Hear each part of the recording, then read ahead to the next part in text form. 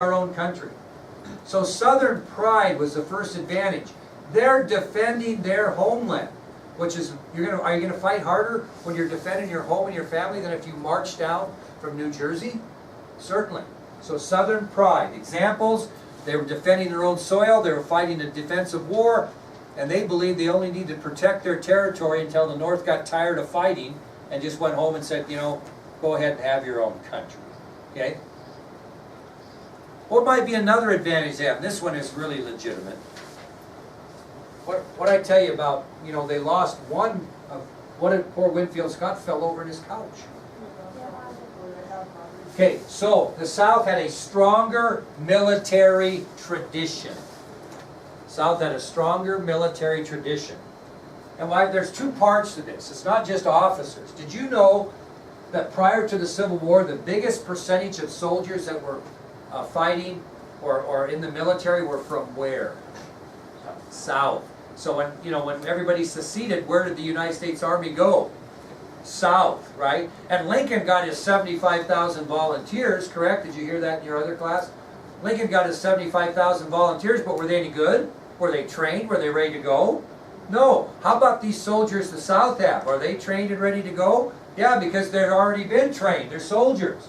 So the first part of a strong military tradition is the South had dominated the United States Army, with most of the soldiers that were serving prior to secession being from the South. So their army was depleted at secession.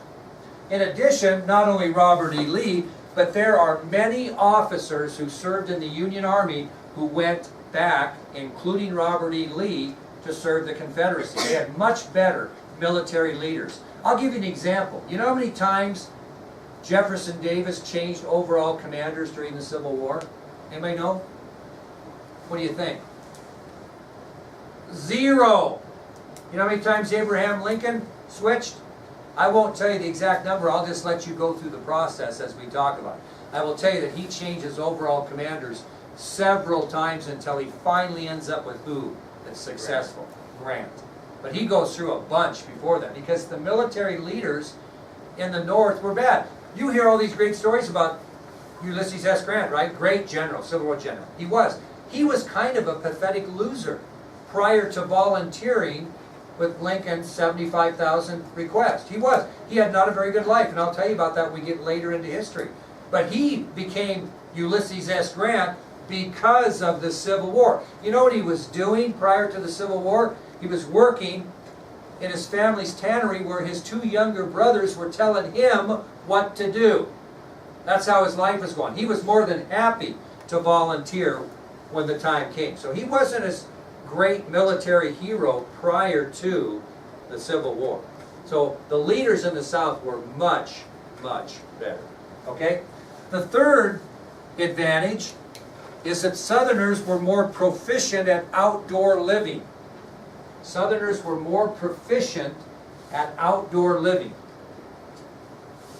Southerners are more proficient at outdoor living. What might I mean by that? What do you think, Bailey? What would be an example of you being more proficient in outdoor living than me? I'm just a city slicker. You're a country girl from the South. What might you know better than me concerning outdoor living? How to fish.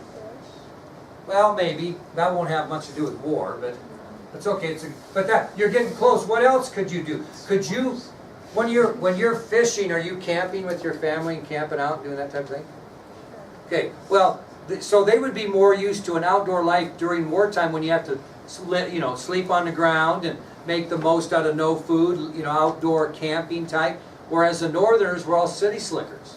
That's kind of a minor one. But what else might they be better at in the South because of their outdoor life? Well, we'll talk about that. That's a different one, but you're close. What else would they be better doing? You were going to say that.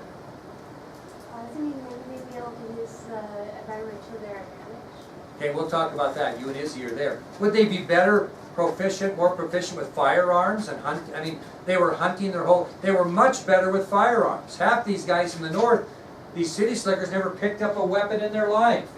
These soldiers, these 75,000 volunteers on 90-day enlistments, hadn't even picked up a weapon. Southerners were much more, these are examples, Southerners were much more proficient in firearms. And how about riding horses? Some of these Northerners, think they ever been on a horse? No, but the Southerners had been on horses. So, the point is, the advantage is proficient at outdoor living.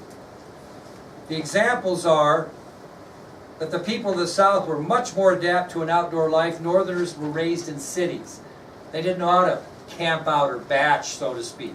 They didn't know how to ride horses very well. They didn't know how to use firearms very well. The majority. There were some that did, but there wasn't even a comparison when you look at the overall picture. So proficient at outdoor living is the third example. The fourth example comes into what you were saying, Izzy and Aisha. Massive land area to defend. Okay? The fourth advantage is that the South had a massive land area to defend. Now you think about it. You know how many square miles made up the Confederacy at this time? 750,000 square miles. How easy is that going to be for the North to penetrate and take over? Especially when the Southerners know their land and can maneuver on their land because they're familiar with it, unlike the Northerners who have never been there. Okay? So they're defending a huge area, 750,000 square miles. That is not going to be an easy task for the Union to penetrate and conquer. And besides, Southerners were much more familiar with the land and knew where to go and how to maneuver. So you two got the example, right? The advantage was the massive amount of land in the Confederacy that they would be defending. It would be difficult for the Union to take that over. Now the fifth example never happened, or excuse me, fifth advantage never happened. It was an optimistic advantage. What were the Southerners optimistic they would get that would be to their advantage in this war? Help from foreign countries. So the fifth advantage, which never came about, was Southern optimism. That's why we say that. Southern optimism for foreign aid. They truly believed that France and Great Britain would come to their aid in exchange for massive amounts of cotton that the textile mills in Great Britain and France would want at a very low price. We won't make you pay anything for it if you do what? Come to our aid in this conflict. Now, I won't kid you a little bit at all. They certainly considered it and were prepared to do so until Abraham Lincoln did something that changed their minds. Remember, they were fighting for states' rights, the rights to govern themselves as they pleased, including the ability to have slaves if they wanted them. Okay? What did Lincoln do that changed the course of foreign aid possibility forever? And he did this specifically for this purpose, and a lot of people don't know that. What did he come up with that kept Great Britain and France out of the war? I'd be really impressed with you guys. That's the guy's first day. He's going to be the MVP the first day. The Emancipation Proclamation. We'll talk about it later. What'd that do? It made the war about slavery. Well, you're way ahead of me. It freed the slaves, which made the war about slavery. Now the Southerners couldn't say if they continued the war that we're fighting for states' rights, right? Because they want slavery. Do you think France and Great Britain want to fight a war and support someone that's going to enslave people? No. That was the brilliant move that Lincoln made. He passed the Emancipation Proclamation, which freed the slaves, which meant that now the South were fighting for slavery, not states' rights. And Great Britain and France, no matter how you wanted to look at it, weren't going to get involved in that type of fight. That's awesome. You did learn something over there, didn't you? All right, well, there are your advantages and disadvantages. And we'll end today, maybe, with war philosophies at the start of the war. What was the Southern philosophy as they started the Civil War? What was the Northern philosophy? And there is a difference between philosophy and strategy. And we're going to talk first about philosophy. What was the philosophy concerning war for the South? What was the philosophy concerning the war for the North? We'll start with the South. Now, the Southern philosophy at the start of the Civil War consisted of four objectives, four things they wanted to accomplish. Okay, the Southern philosophy going into Civil War consisted of 4 objectives, 4 things they wanted to get accomplished. What was the number one thing they wanted to get accomplished? Same thing as the American colonists did in the Revolutionary War. What did they want? Their independence. So the number one philosophy, the objective, was they wanted to win their independence from the Union. That was their number one objective. That was part of their philosophy. What are we fighting this war for? Well, number one, we want our independence from the Union. Number 2, we want to win the right to govern ourselves as we wish. We want the right to govern ourselves as we wish. So why are you fighting the Civil War, South? Well, first of all, we want our independence from the Union. Second of all, we want to win the right to govern ourselves as we see fit. The third thing of their objective was to defend their homeland and their families.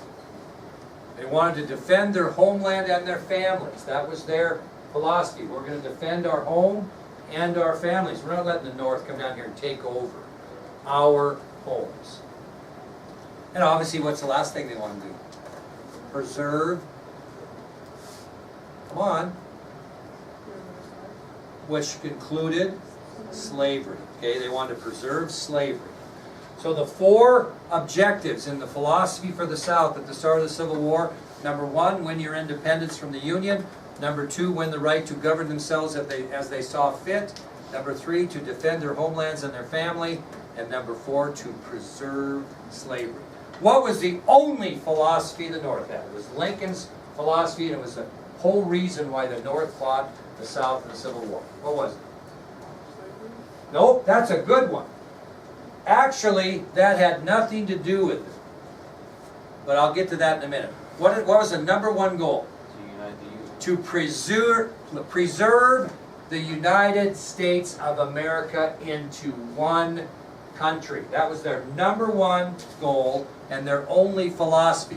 The preservation of the Union. Get all these states back together into the United States of America. We are not going to have 2 separate countries in the United States of America. Now, getting back to what Izzy said, interesting thing. As far as the slavery issue, Northerners did not see the Civil War as a way to end slavery. They simply said, if we win the Civil War and we preserve the Union, slaves will be free. Okay? So it wasn't about slavery. So a lot of Northerners didn't fight in the Civil War because they wanted to abolish slavery. They fought to preserve the Union, to put the Union together, knowing that if they beat the South, they would rule under the rule that there would be no slaves. Now, the South is kind of an interesting thing. You know that the biggest majority of soldiers that fought from the South did not own a slave. Who owned the slaves?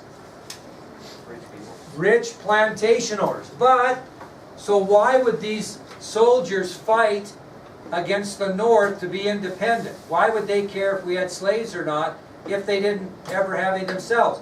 Because their way of life probably depended on those plantations in one way or another. They either worked on the plantation, or they worked for the transportation company that transferred the cotton, or they worked in the cotton mill or whatever. So to preserve their way of life, even though they didn't own slaves, they fought for states' rights and slavery. But very few, a small percentage of Southerners owned slaves that fought in this war. Does that make sense? But this is their way of life. Okay. All right, tomorrow what we'll do is we'll tell you what the strategy was for both the North and the South, militarily. What is their strategy? What are they going to do in the Civil War? Okay? So we'll continue that tomorrow, and then we'll tell you about the first battle of the Civil War, the first battle of Bull Run, also known as the Battle of Manassas.